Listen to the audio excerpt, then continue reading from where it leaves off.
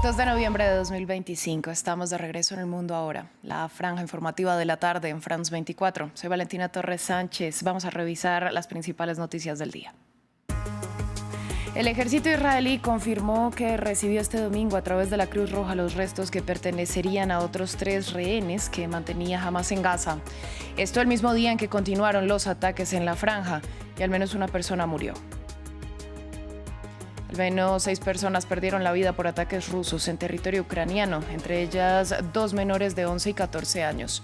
Esto al tiempo que Kiev también lanzó ataques con drones que aseguraron afectaron infraestructura de la petrolera rusa Rosneft. Tenemos reporte.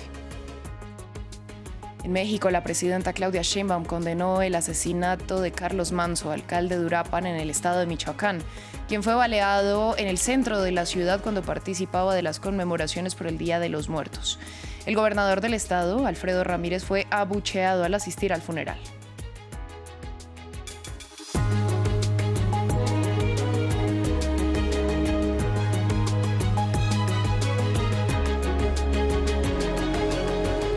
Damos inicio en la Franja de Gaza, donde el ejército israelí anunció que recibió de la Cruz Roja los restos que entregó Hamás y pertenecerían a otros 3 rehenes que el grupo islamista mantenía en el enclave palestino. Esto en medio de la desconfianza suscitada luego de que 3 cuerpos previamente entregados el viernes no pertenecieran a ningún secuestrado, según el análisis forense. Entre tanto, este domingo continuaron los ataques de Israel, que dejaron al menos un muerto, y el Ministerio de Sanidad gazatí señaló que ya son 236 los palestinos fallecidos en ataques desde la entrada en vigor de la tregua. Seguimos en la Franja de Gaza, donde la realidad de cientos de residentes es aún complicada debido a la imposibilidad de llegar a las ruinas de sus hogares y recuperar algunas de sus pertenencias, ya que se encuentran del otro lado de la llamada línea amarilla delimitada por Israel. El temor aumenta entre los locales debido a que una violación a esta demarcación implica que las fuerzas israelíes respondan con disparos, por lo que muchas familias instalaron sus tiendas de campaña en zonas consideradas insalubres como un cementerio. Martín Gripo nos amplía. El peligro de cruzar la línea amarilla. En medio del débil alto al fuego en la Franja de Gaza, gazatíes siguen con temor a ser atacados. Muchas personas no pueden regresar a las ruinas de sus hogares, debido a que sus casas se encuentran dentro de la línea amarilla delimitada por Israel, y cualquier violación a esta demarcación perimetral es respondida con disparos. Se está trazando una línea amarilla prohibiendo el acceso a la gente, porque hay casas más allá de la línea amarilla a las que no pueden llegar para recoger su ropa de invierno, porque por la llamada línea amarilla estamos creando un campamento con una línea amarilla y una línea verde. La línea verde, que representa puntos seguros, está activa y la amarilla se creó para que nadie pueda acceder. Equipos de la Cruz Roja y rescatistas egipcios son los únicos habilitados a cruzar esta línea amarilla. Israel autorizó que en esa zona se busquen los cadáveres de rehenes israelíes que aún no fueron entregados. Hamás advirtió por la dificultad de localizar cuerpos en medio de la destrucción. En otro punto de Gaza, un cementerio es ahora un campamento de desplazados. Cuando se pone el sol, los niños se asustan y no quieren salir. Tengo 4 hijos pequeños y les da miedo salir por los perros que hay en la noche y por los muertos. Les dan miedo las tumbas. La vida es muy difícil, a pesar del alto el fuego. No hemos podido volver a nuestras casas porque están en zona de peligro. Las agencias de ayuda humanitaria denuncian que las condiciones de vida siguen siendo preocupantes. La falta de alimentos, agua potable y otros suministros esenciales siguen siendo escasos. Continuamos en la región porque siguen los roces entre Israel y Hezbollah por el cumplimiento del acuerdo de alto el fuego. De un lado, el gobierno de Benjamin Netanyahu acusó al movimiento islamista de estar intentando rearmarse y señaló al ejecutivo de Beirut de no realizar lo suficiente para hacer cumplir lo firmado en noviembre de 2024. Mientras tanto, Hezbollah realizó las ceremonias fúnebres de las 5 personas que fallecieron el sábado en un ataque israelí y aseguró que Israel es quien no ha cumplido lo pactado. Diego Bassani nos trae más detalles. Israel aumenta la presión sobre el Líbano para desarmar a Hezbollah. Este domingo, el Ministerio de Defensa israelí acusó al ejecutivo de Beirut de no estar haciendo lo suficiente para cumplir el acuerdo de alto al fuego con Hezbollah. Por la misma vía, el primer ministro advirtió que su ejército está listo para defenderse ante cualquier ataque del movimiento islamista chiita. Hezbollah sigue sufriendo constantes ataques, incluso estos mismos días, pero también está intentando rearmarse y recuperarse. Esperamos que el gobierno libanés cumpla su compromiso, desarmar a Hezbollah. Mientras tanto, luego de que las Fuerzas Armadas israelíes lanzaran este sábado un ataque aéreo en el sur del Líbano que dejó 5 miembros del movimiento chiita muertos, en medio del funeral de los fallecidos, altos miembros de Hezbollah condenaron las violaciones del acuerdo por parte del gobierno Netanyahu. Según el ejército libanés, Israel ha violado lo firmado en noviembre de 2024 al menos 1.500 veces. Reiteramos que el Líbano ha hecho lo que debía en lo que respecta al cumplimiento de alto el fuego y todas sus disposiciones. Israel no lo ha respetado en absoluto y ni siquiera tiene en cuenta este compromiso. Está intensificando su agresión y empujando al Líbano hacia grandes peligros.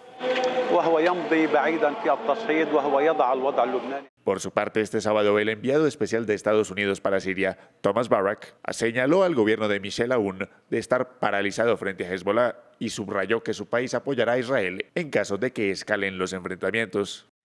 Hablamos ahora de la guerra en Ucrania. Rusia lanzó una nueva ofensiva aérea durante la noche del sábado que mató al menos 6 personas en las regiones de Odessa y Dnipropetrovsk. Entre las víctimas se encuentran 2 menores de 11 y 14 años. De otra parte, el Servicio de Seguridad ucraniano indicó que una operación con drones de Kiev afectó infraestructura de la petrolera rusa Rosneft en el puerto de Tuapse en el Mar Negro. Emmanuel Shas, periodista, nos amplió la información.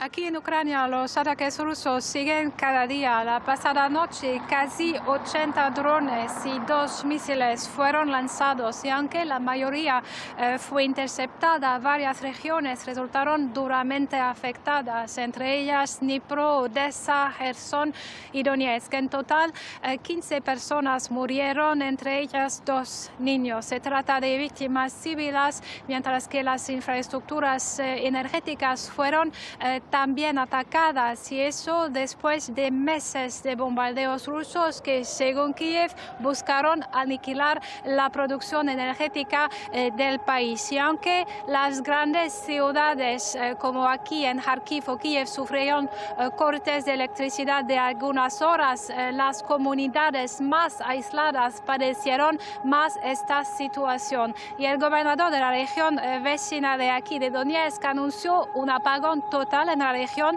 lo que significa que los miles de civiles que todavía vivían en el tercio de la región aún libre quedaron sin electricidad en ese momento. Revisamos otros temas. En México, la presidenta Claudia Sheinbaum condenó el asesinato del alcalde de Uruapan en el estado de Michoacán, Carlos Manzo.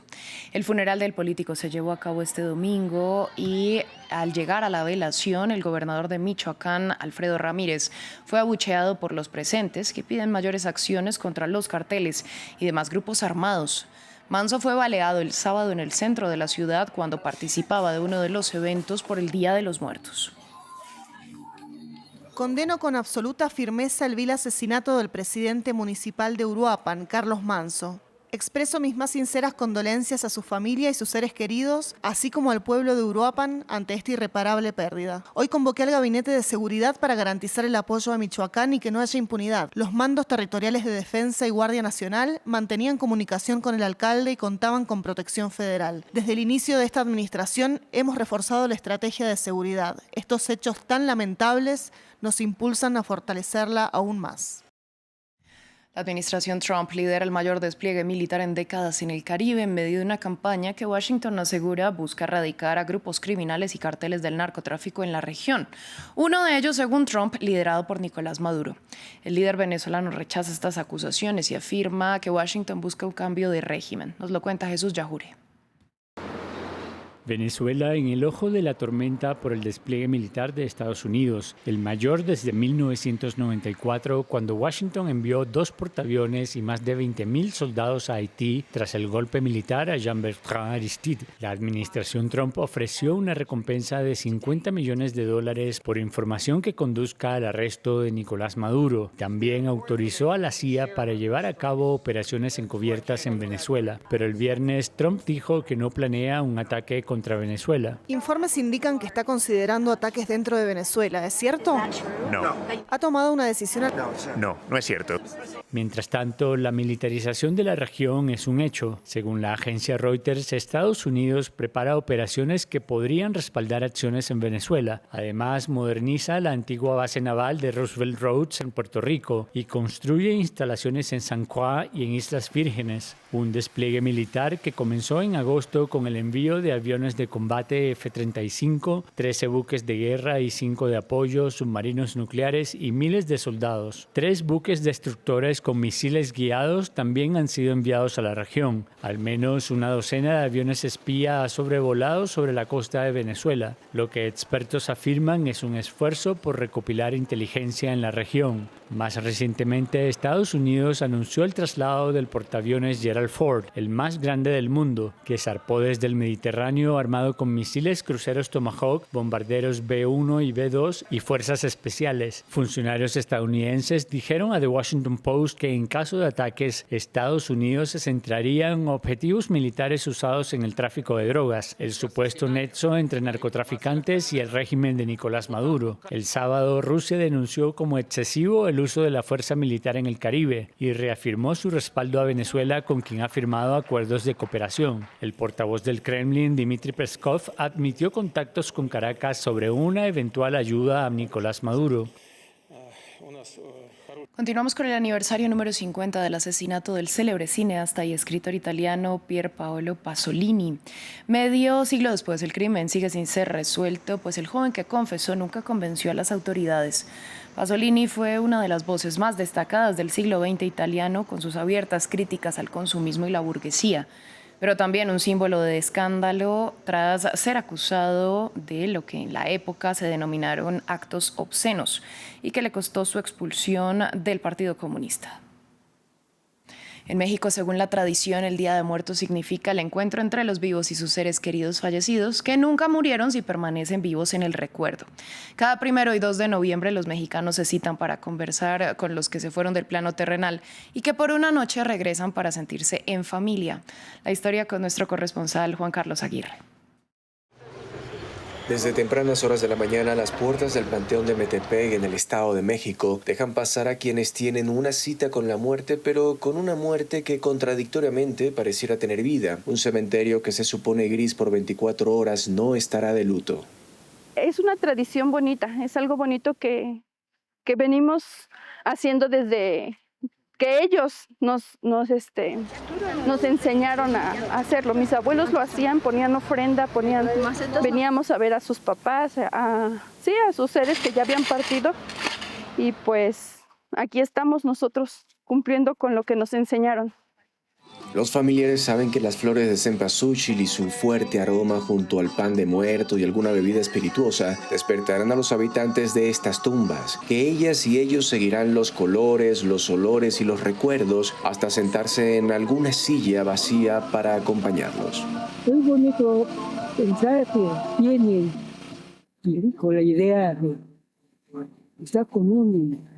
Usted pone tacita de chocolate, como el día de los niños, la llena en la taza. Usted va y se fija, le falta un tanto así. Señas que sí vienen.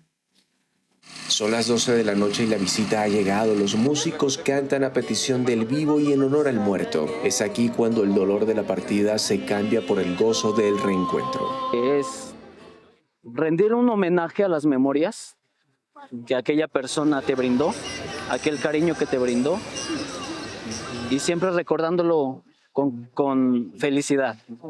Yo no quiero lujos que valgan millones, lo único que quiero es que canten canciones, que sea una gran fiesta la muerte de un pobre. Así dice una canción regional mexicana y su letra aquí la cumplen. Mientras se recuerde a quienes marcharon, estos vivirán para siempre. Cerramos en Nueva York porque la célebre maratón ya tiene campeones este año. Se trata de los kenianos Hellen Obiri y Benson Kipruto. Obiri, de 35 años, logró récord y se coronó con 2 horas 19 minutos y 51 segundos. En la prueba masculina, Kipruto logró la victoria con una ventaja de solo 16 centésimas de segundo. Así llegamos al final de este informativo en France 24. A ustedes les agradecemos su sintonía y les recordamos que pueden ampliar todo nuestro contenido en la web france24.com. Quédense con nosotros que volvemos con más información.